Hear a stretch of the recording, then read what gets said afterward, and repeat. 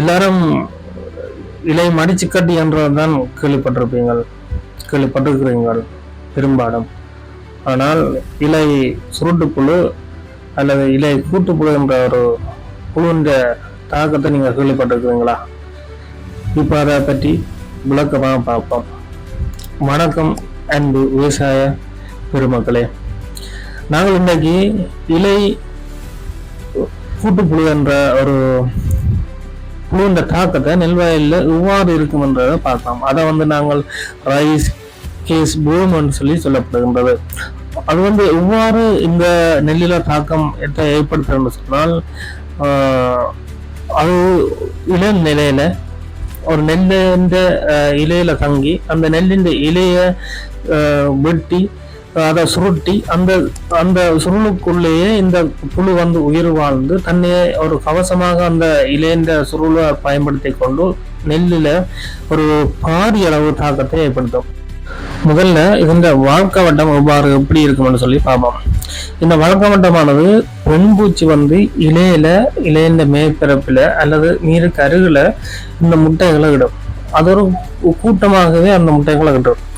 அந்த முட்டையிலிருந்து வர இளம் புழுக்கள் உடனடியாக வெளியால வந்த உடனே அந்த இலையை வெட்டி தன்னை சுற்றி ஒரு கவசத்தை உருவாக்கும். அந்த இலையை சுருட்டி அதுக்குள்ளேயே உயிர் வாழ தொடங்கும்.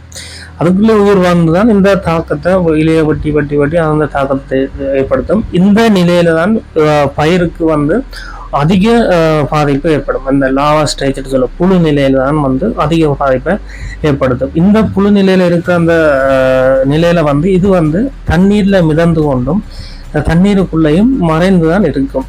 சரிதானே? இதை கட்டுப்பாடுகளை எப்படி செய்யலாம்னு சொல்லி தொடர்ச்சியா பார்ப்போம். என்ன மாதிரி கட்டுப்படுத்துறது, என்ன மாதிரி பாரம்பரிய முறையில கட்டுப்படுத்துறான்றதை பார்ப்போம். அடுத்த பீபா ஸ்டேஜ், அதை கூட்டுப்புழு நிலையில அது இயங்கு நிலை இல்லாமல் அந்த கூட்டுப்புழு நிலையில இருக்கும். இந்த லாவா ஸ்டேஜ் 15 தொடக்கம் 20 நாள் வரையும் இந்த ஃபீல்டில் இந்த தாக்கம் இருந்து கொண்டே இருக்கும். அடுத்த கட்டம் எப்படி இருக்கும்னு சொன்னால், இந்த முதிர்ந்த நிலை, அதாவது மொத்து அது எவ்வாறு பிடிக்கலாம்னு சொன்னால், அது ஒரு சிறிய வெள்ளை நிறமாகவும் அல்லது பழுப்பு நிறமாகவும் இது காணப்படும். அடுத்த கட்டமாக இதை எவ்வாறு கட்டுப்படுத்தலாம்னு பார்ப்போம். இந்த புழு நிலையில அதை நாங்கள் எவ்வாறு கட்டுப்படுத்தலாம். இது நீர்ல மிதந்து கொண்டு இருக்க இந்த நீரை வடித்து விடுவதன் மூலம் இதை கட்டுப்படுத்தலாம். அடுத்த கட்டமாக எங்களுடைய தயாரிப்பான இம்ரா மற்றது கேசோ என்று சொல்லப்படுற தாரவியல் பூச்சி விரட்டியல் பூச்சிக்கொல்லியெல்லாம் பயன்படுத்துவதன் மூலமும் இதை முற்றுமுழுதாக கீழிருந்து கட்டுப்படுத்தலாம். இது சம்பந்தமான மேலதிக விவரங்களுக்கு கீழில் எண்ணெய் அழுத்தி எங்களுடன் தொடர்பு கொண்டு மேலதிக ஆலோசனைகளை பெற்றுக்கொள்ளலாம். மீண்டும் ஒரு விவசாயிகளுக்கான ஆக்கப்பூர்வமான காணொலியில் சந்திக்கின்றேன். நன்றி.